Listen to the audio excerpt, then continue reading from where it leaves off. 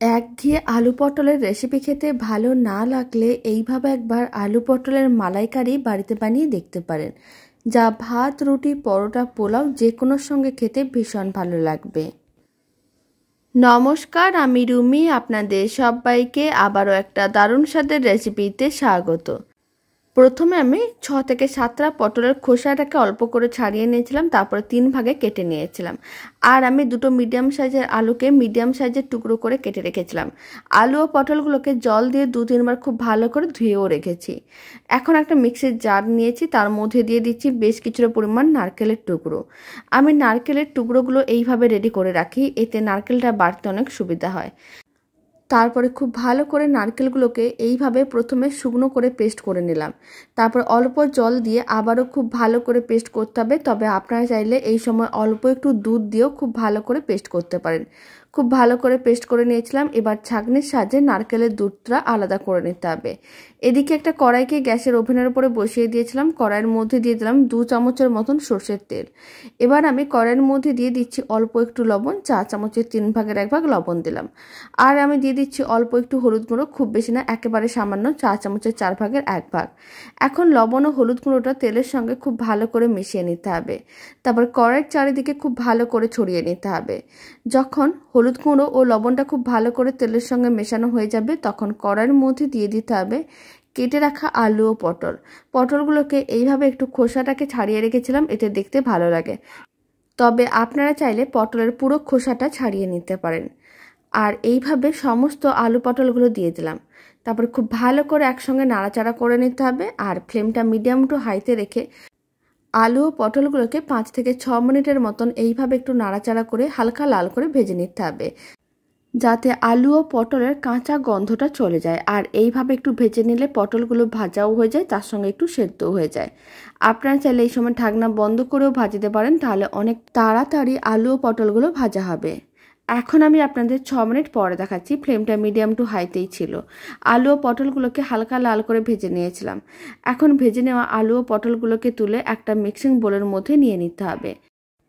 আর সম্পূর্ণ নিরামিষ এই রেসিপিটা খেতে ভীষণ ভালো হয়। ভাত, রুটি, পরোটা যে কোনোর সঙ্গে খেতে বেশ ভালো লাগে। সমস্ত ভেজে নেওয়া আলু পটলগুলোকে তুলে মিক্সিং বোলের মধ্যে নিয়ে নিয়েছিলাম। এখন কড়াইয়ের মধ্যে আরও অল্প একটু সর্ষের তেল দিয়ে দিলাম। তেলটা আপনারা কম বেশি করতে পারেন।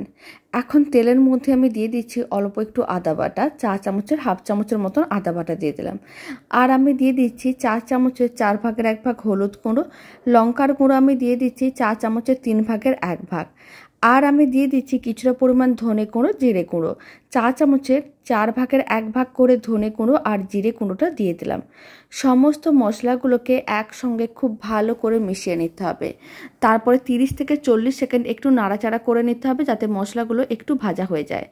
যখন মশলাগুলো হালকা করে ভাজা হয়ে আসবে, তখন আমি মশলার মধ্যে দিয়ে দিচ্ছি অল্প একটু জল। তারপরে খুব ভালো করে জলটা মিশিয়ে নিতে হবে।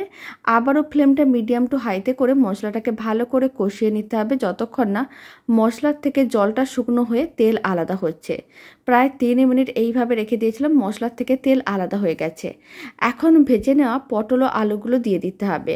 আর খুব ভালো করে সমস্ত কিছু একসঙ্গে এইভাবে একটু নাড়াচাড়া করে নিতে হবে, যাতে মশলার সঙ্গে আলু পটলগুলো একটু ভাজা ভাজা হয়ে যায়। যখন প্রায় 1 মিনিট হয়ে যাবে, তখন আমি দিয়ে দিচ্ছি কিছুটা পরিমাণ লবণ, মানে স্বাদ অনুযায়ী লবণ দিলাম। 4 চামচের 3 ভাগের 1 ভাগ। আর অল্প একটু চিনি দিলাম, 4 চামচের 4 ভাগের 1 ভাগ। চিনিটা একেবারেই অপশনাল, আপনারা চাইলে দিতেও পারেন, নাও দিতে পারেন। অল্প একটু দিয়ে দিলাম গরম মশলার গুঁড়ো। তবে যে কোনো ঝাল জাতীয় রান্নায় অল্প একটু মিষ্টি দিলে খেতে অনেক বেশি ভালো লাগে। আবারও একইভাবে লবণ, চিনি, গরম মশলার গুঁড়ো সমস্ত কিছু ভালো করে মিশিয়ে নিচ্ছি। আর যেহেতু লবণটা আগে থেকে একটু দিয়ে রেখেছিলাম, তাই খুব বেশি দিলাম না। আর যে নারকেলগুলোকে পেস্ট করে রেখেছিলাম, সেখান থেকে ছাঁকনির সাহায্যে নারকেলের দুধটা আলাদা করে নিয়েছিলাম।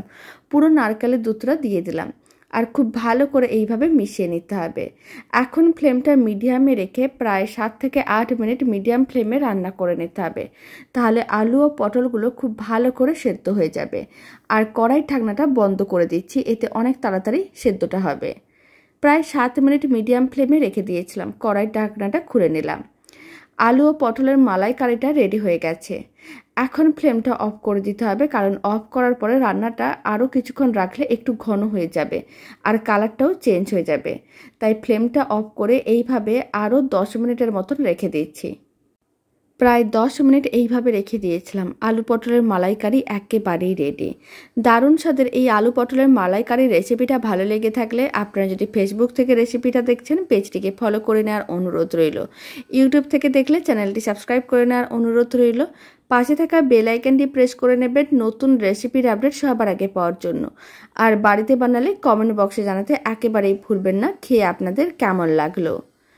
তো চলুন, ভিডিওটা আমি এখানে শেষ করছি। আপনারা সবাই ভালো থাকবেন, সুস্থ থাকবেন। আপনাদের সঙ্গে আবার নতুন রেসিপি নিয়ে দেখা হচ্ছে।